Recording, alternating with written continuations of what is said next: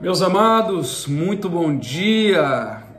Deus abençoe o seu domingo. Chegamos hoje aí ao nosso 14º dia com a graça de Deus e louvado seja Deus por isso, né? Eu tenho certeza que hoje Deus tem uma palavra para o nosso coração nesse 14º dia dessa campanha poderosa de 21 dias de jejum e oração. O texto de hoje, nós já inclusive lemos ele em outro momento, está lá em Lucas capítulo 15, verso de número 11. Hoje nós vamos falar, já falamos aqui sobre o filho pródigo, sobre o pai, e hoje nós vamos falar sobre o irmão do filho pródigo.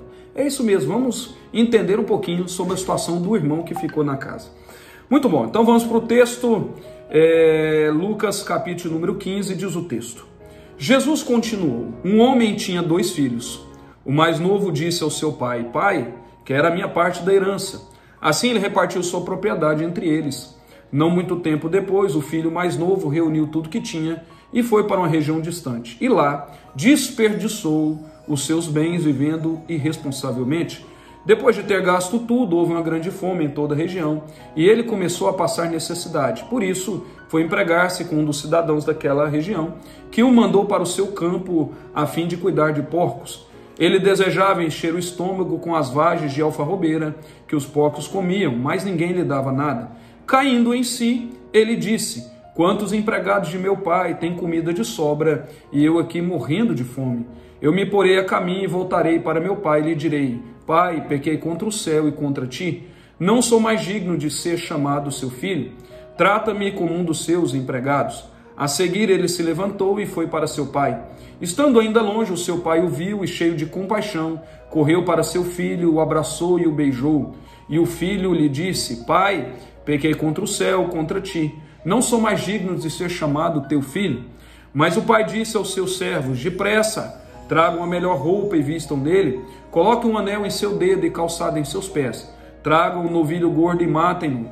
Vamos fazer uma festa e vamos nos alegrar. Pois esse meu filho estava morto e voltou à vida, estava perdido e foi achado.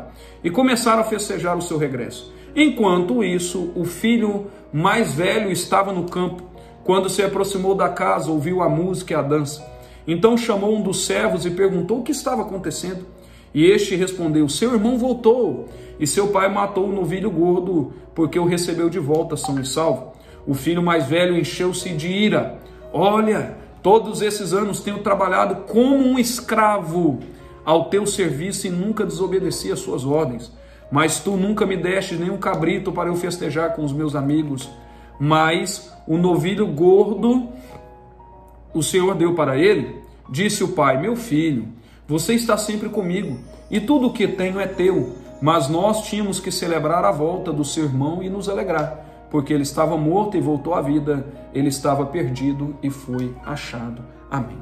Queridos, aqui a parábola do filho pródigo contada por Jesus, talvez seja a parábola mais conhecida de todas. Ela tem sido muito usada na pregação do Evangelho, porque ela representa justamente o caso clássico do perdido, né? O imoral, o que faz coisas detestáveis. Aquele filho mais novo, ele pediu a herança antes da hora. Ele trouxe-lhe vergonha para sua família, prejudicou o pai e também prejudicou ali o próprio irmão. Mas quando ele se arrependeu e voltou, toda a graça de Deus se manifesta e fica evidente ali através da roupa, através do anel, através das sandálias, que ele recebeu a graça de Deus. E ali nós temos representada uma linda história. Nós sempre fixamos ali a nossa atenção na figura do filho mais novo, né? O filho pródigo, e nos esquecemos ali do filho mais velho. Mas o filho mais velho, ele tem um papel importante aqui no ensino que Jesus traz, né, para aqueles que o ouviam ali naquele momento. Então, eu quero aqui nesse dia refletir um pouco sobre não só o filho pródigo, mas também sobre a questão do irmão mais velho. Observe ali, queridos, que o irmão mais velho, ele não tinha muita consideração pelo pai, né? Jesus, ele proferiu essa parábola para 2 classes de pessoas. Presta atenção. Ele proferiu ali para os publicanos e para os fariseus. Os publicanos aqui representam os pecadores e os fariseus, os religiosos. Provavelmente, o filho pródigo, ele representava ali os publicanos e o filho mais velho, ele representava ali o fariseu, né, os religiosos da época. Tanto um quanto o outro poderiam de fato estar perdidos. Os dois filhos, eles desprezavam o pai, os dois filhos. O primeiro explicou que queria a fortuna do pai, e o segundo nunca pediu a fortuna, mas no íntimo talvez ele quisesse ali a mesma coisa que o primeiro queria, pois ele disse ali: eu trabalhei como escravo. Observe essa frase, ela é muito forte, né? Ele disse, apesar de estar com o pai, ele disse que trabalhava como escravo ali na casa do pai. Então talvez o sentimento dele fosse o mesmo do filho pródigo. E a segunda coisa que eu acho interessante é que o irmão mais velho, ele se sentia superior ao mais novo. Observe no texto, né? Ele se sentia, né? O irmão mais velho, ele desprezou o seu irmão pelo fato do irmão ter destruído ali o patrimônio da família. No seu íntimo, o irmão mais velho era como se ele estivesse dizendo: eu nunca faria algo assim, né? Ele tinha dificuldade de perdoar. Pois ele não tinha ali tido uma visão ainda da graça, né, maravilhosa de Deus. Em virtude disso, ele não conseguiu se alegrar ali com a volta do irmão dele para casa. Por quê? Porque ele não havia experimentado a graça maravilhosa de Deus.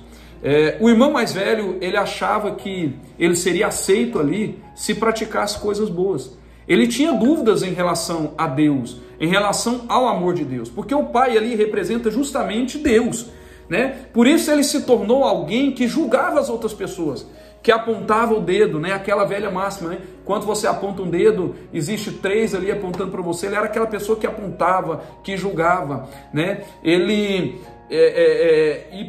Por julgar os outros, ele guardava ali aquele rancor, e por isso ele se irava com as circunstâncias da vida. Foi por isso que ele disse: pai, eu nunca te desobedeci.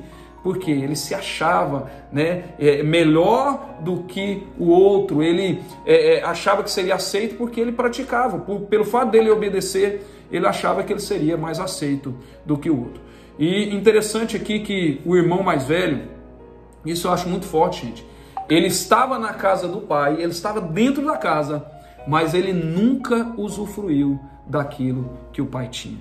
Meu Deus, é incrível que o irmão mais velho, ele esteve todos esses anos na casa do pai e nunca usufruiu dos privilégios, né, de ser filho do pai. Ele afirmou: olha, o Senhor nunca me deixa um cabrito.